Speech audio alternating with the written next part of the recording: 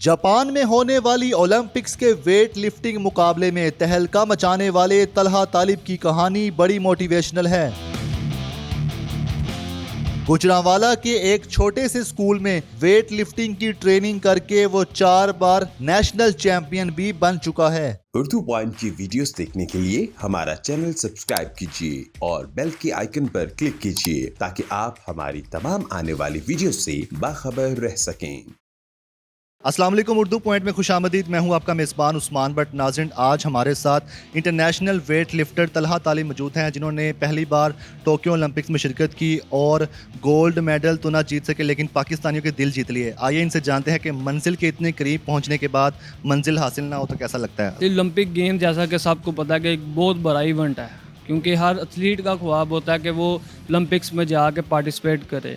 तो कुछ प्रेशराइज भी मैं था थोड़ा सा कि वर्ल्ड लेवल के एथलीट्स के साथ मैं compete कर रहा था। वर्ल्ड चैम्पियंस थे जो 2016 में ओलंपिक्स हुई थी, उनके चैम्पियंस थे कुछ।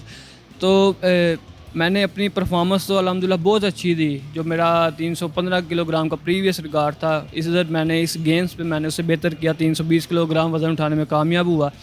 और जो 2 किलो का मार्जिन था वो फैसिलिटीज़ जो सी थी मेरे पास इतनी नहीं थी। जैसे चाइना की मैं मिसाल दे देता हूँ, चाइना के लोगों के पास अच्छी फैसिलिटीज़ हैं, अच्छा उनका ट्रेनिंग कैंप चलता रहता है सालों साल और अच्छा इक्विपमेंट है उनके पास। मैं जिस इस स्कूल में मैं ट्रेनिंग करता हूँ और जो मेरे पास इक्विपमेंट था वो बिल्कुल लोकल था। उस पर वेट डिफरेंस भी निकल आता है, क्योंकि मेड इन पाकिस्तान होता तो एग्जैक्ट नहीं होता। तो अगर 15 केजी की प्लेट है तो एक साइड पे 15.5 हो जाता है, एक साइड पे 15। तो ये फ़र्क निकलता है। उधर जाके अगर मैं अगर 100 किलो उठा रहा हूँ तो वहाँ जाके वही वज़न क्या नाम लेते हैं, इधर जो उठाता हूँ वो 98 किलो होता है। तो ये डिफरेंस काफ़ी निकलता है। जब आप फाइनल मार्के में पहुंचे और जीत ना सके, खौफ आ रहा था कि घर वाले क्या कहेंगे, फैंस, लेकिन हालांकि आपको सबने बहुत प्यार दिया, बहुत मोहब्बत दी और बहुत ही पुरतपाक इस्तकबाल किया, लेकिन उस वक्त आपको थोड़ा खौफ आया था कि मैं जीत ना सका? नहीं, मैं अल्हम्दुलिल्लाह मेरे वालिद साहब ने मुझे मोटिवेट करके भेजा था कि आपने अपना बेस्ट देना है, और अगर आप 100वीं पोजीशन पे भी आते हो या 10वीं पे भी आते हो, यहाँ फर्स्ट पे भी आते हो, आपने अल्लाह का शुक्र अदा करना है हर हाल में।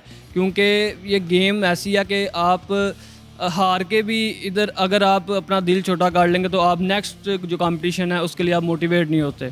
तो ये बहुत ज़रूरी था कि मेरे लिए हार के भी मैंने अल्लाह का शुक्र अदा किया, और उसके बाद जो जिस तरह अवाम ने प्यार दिया, बहुत खुशी हुई। आपकी उम्र 21 साल है और आप 4 बार नेशनल चैंपियन भी रह चुके हैं वेट लिफ्टिंग में। कब से आपने आगाज़ किया था इस फील्ड में? मैंने 2008 में 8 साल की उम्र में मैंने अपनी वेट लिफ्टिंग का आगाज़ किया था। मेरे वाला साहब साबका वेट लिफ्टर थे और वो पावर लिफ्टिंग में एशिया में ब्रॉन्ज मेडल हासिल कर चुके हैं। तो उन्होंने मुझे अपने साथ शामिल कर लिया। मैं उनके साथ जाता था पहले 2-3 साल। उन्होंने मेरी फ़िज़िकल फ़िटनेस पे ट्रेनिंग की, और जो मेरे कोच थे मरहूम नवीद असलम मलिक साहब, उन्होंने और मेरे वालिद साहब ने मेरे पे बहुत ज़्यादा मेहनत की। तो आप इसी स्कूल में ट्रेनिंग करते थे जब आप 8 साल के थे, तब से स्टार्ट किया? नहीं, मैं करता था अपने, जो आपको जैसे बताया नवीद असलम मलिक साहब थे मेरे कोच, उनका शेरांवाला बाग है हमारे गुजरांवाला में, वहाँ पे जिम था। तो उनके फोत हो जाने के बाद कुछ मामला ऐसे हुए तो वहाँ पे मैं नहीं की ट्रेनिंग। हमारे जो इंटरनेशनल जो कॉम्पिटिशन आते थे उसके लिए मस्ट ट्रेनिंग कैंप लगता था, तो मैं ज़्यादा अपना टाइम वहाँ पे ही गुजारा है ट्रेनिंग कैंप्स में। यहाँ पे मैं 2018 में कॉमनवेल्थ गेम्स के बाद आया था, जब ट्रेनिंग कैंप बिल्कुल बंद हो गए थे। क्योंकि हमारे तब स्पोर्ट्स बोर्ड में डायरेक्टर जनरल साहब कोई परमानेंट नहीं थे, तो इसलिए वो उस तरह नहीं चल सका जैसे पहले चलता था। लेकिन जो उनसे पहले जब वो डीजी गंजेरा साहब थे, काफ़ी ज़्यादा उन्होंने सपोर्ट की वेट लिफ्टिंग में भी स्पेशली, और ट्रेनिंग कैंप्स भी उन्होंने लगाए ताकि एथलीट्स को कोई किसी किस्म की प्रॉब्लम ना हो और वो अच्छा मेंटली फ्री होकर अच्छा परफॉर्म कर सके। हमारे नाज़रीन को दिखाएं कि आपके पास यहाँ पर कौन कौन सी इक्विपमेंट्स मौजूद हैं जिनसे आप ट्रेनिंग करके टोक्यो ओलंपिक्स में गए थे। हमारे नाज़रीन को विजिट भी कराएं अपने साथ साथ। ये जैसे साहब ने देखा मेरे कॉम्पिटिशन्स पे जो ओलंपिक्स में यूज़ हुआ है, वो प्लेटफार्म बिल्कुल ऐसा नहीं था। मेरे पास ये देख रहे हैं आप, एक बिल्कुल वुडन शीट है जिस पे मैं आता हूँ, अपनी शीट बिछाता हूँ। नीचे सरफेस भी आप देख रहे हैं, बारिश हुई है तो बिल्कुल गीला है। तो काफ़ी ज़्यादा इसमें मसाइल पेश आते हैं, उधर का और इधर परफॉर्म करने में ज़मीन आसमान का फ़र्क है। और ये मेरे पास इक्विपमेंट है जो लोकल, जिसका मैं जिक्र करता हूँ अक्सर, और ये एक साइड पे अगर 20 किलो है तो दूसरी साइड पे 20.5 है, एक साइड पे 19.5 है। तो काफ़ी ज़्यादा डिफरेंस इसका वेट का भी इशू आता है। और ये मेरे पास लोहे की प्लेटें हैं जो खुद मैंने बनाई हुई हैं। इधर बाज़ार में जाके लोहा ख़रीद के बिल्कुल उनको शेप दे के, तो ये है। और ये राड है जो बिल्कुल लोकल राड है, सब ने देखा होगा, जो साथ ये इसकी ग्रिप का भी इशू होता है, जो हम पकड़ के ग्रिप करते हैं लिफ्ट करने के लिए।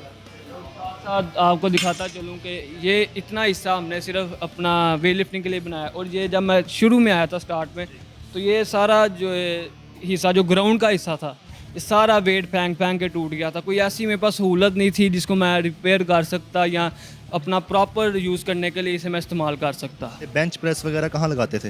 ये वेट लिफ्टिंग में बॉडी बिल्डिंग भी बहुत ज़रूरी है, क्योंकि वेट लिफ्टिंग में हर मसल का जोर लगता है। तो उन मसल्स को बिल्ड करने के लिए आपको मस्ट बॉडी बिल्डिंग ज़रूरी है। मैं आपको दिखाता हूँ, ये बेंच प्रेस जोन्स है, ये भी खुद से हमने ख़रीदा था। और जैसा कि अब आप देख सकते हैं, इस बेंच की हालत जिस तरह आपको नज़र आ रही है, क्योंकि ऐसी मेरे पास कोई मैं अफोर्ड नहीं था कर सकता, क्योंकि काफ़ी ज़्यादा मामला थे, सप्लीमेंट्स के इशू भी थे, डाइट का भी इशू था।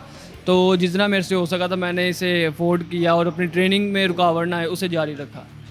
जितने भी आपके पास इक्विपमेंट्स मौजूद हैं, जिससे आप ट्रेनिंग करते थे, जिससे आप एक्सरसाइज करते थे, वो सारे आपने अपने जेब खर्च से लिए हैं? जी बिल्कुल, मेरे वालिद साहब ने और मैंने जितना हमसे हो सकता था हमने अपने जेब खर्च से ख़रीदा।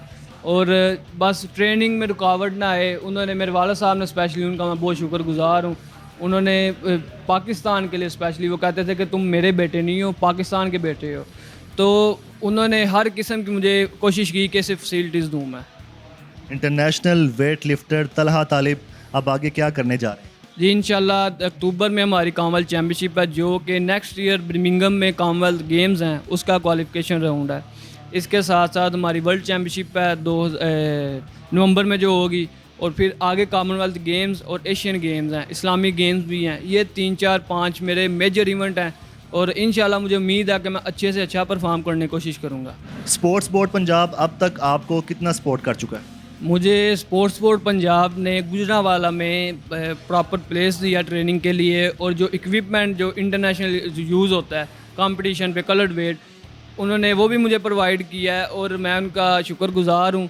और अब अगर ये जैसे सब स्पोर्ट कर रहे हैं, अगर ये पहले स्पोर्ट करते हैं जितने भी हैं, ज़रूरी नहीं सिर्फ पंजाब स्पोर्ट्स बोर्ड या पाकिस्तान स्पोर्ट्स बोर्ड या और जितने भी हमारे डिपार्टमेंट्स हैं, अगर ये पहले एथलीट्स को सपोर्ट करते, ना कि सिर्फ वेट लिफ्टिंग में, पूरी स्पोर्ट्स को अगर ये सपोर्ट करते, तो ओलंपिक्स में अगर 10 रुकनी दस्ता गया तो मुझे उम्मीद थी कि 50 पे जाता और मेडल काफ़ी ज़्यादा आ सकते थे। तलहा, इतनी सहूलियत का फुकदान, मौसम की सख्तियाँ, कई तरह के मसाइल, इन सब के बावजूद आप लगे रहे, आप डटे रहे, आप अपने मिशन में लगे रहे, और अब बिल आखिर आप टोक्यो तक भी पहुँच के, टोक्यो ओलंपिक्स तक। तो ऐसी क्या बात थी, किस चीज़ ने आपको इतना जोश, इतना जज्बा दिया? क्या पाकिस्तानी फ़्लैग ने दिया, उसके अलावा कुछ और होगा? मेरे वालिद साहब का एक ही ख्वाब था कि वो पाकिस्तान के लिए मेडल्स हासिल करें मेजर्स इवेंट में, लेकिन वो उनकी शोल्डर की इंजरी थी, उन्होंने वेट लिफ्टिंग पे ज़्यादा, यानी कि वो नहीं कर सके वेट लिफ्टिंग। उन्होंने फिर मुझे, एक ही उनका गोल था कि जो मैं नहीं कर सका वो मेरा बेटा करे। तो उन्होंने मुझे काफ़ी ज़्यादा मोटिवेट किया, अगर मैं कहीं डाउन भी होता था तो मुझे वो बूस्ट अप करते थे कि कोई नहीं, तुम कर सकते हो। और अगर मेरे से वेट नहीं उठाया जा रहा था तो मुझे वो पैसे भी देते थे कि मैं इतने पैसे दूंगा, वेट उठाओ।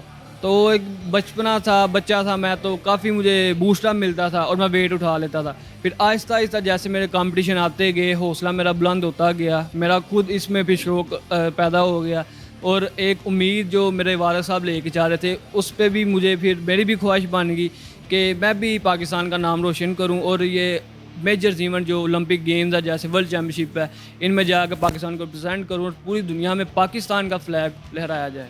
आखिर में कोई पैगाम देना चाहोगे? सबसे पहले तो मैं अल्लाह का शुक्र अदा करता हूँ, वापडा का, गैपको का, अपनी एसोसिएशन, मेरी Pakistan weight lifting federation, Pakistan Olympic association और पाकिस्तान स्पोर्ट्स बोर्ड, और इनके साथ साथ जो मैं स्पेशल शुक्रिया अदा करता हूँ वो पूरे पाकिस्तान का, पाकिस्तानी कौम का, जिन्होंने मुझे हार के भी ये मुझे फ़ील नहीं होने दिया कि आप हार गए हो। जिस तरह इन्होंने मुझे प्यार दिया, मुझे इन्होंने रिस्पॉन्स दिया सोशल मीडिया पे स्पेशली, तो मैं समझता हूँ कि ये किसी गोल्ड मेडल या गोल्ड की ट्रॉफी से कम नहीं है।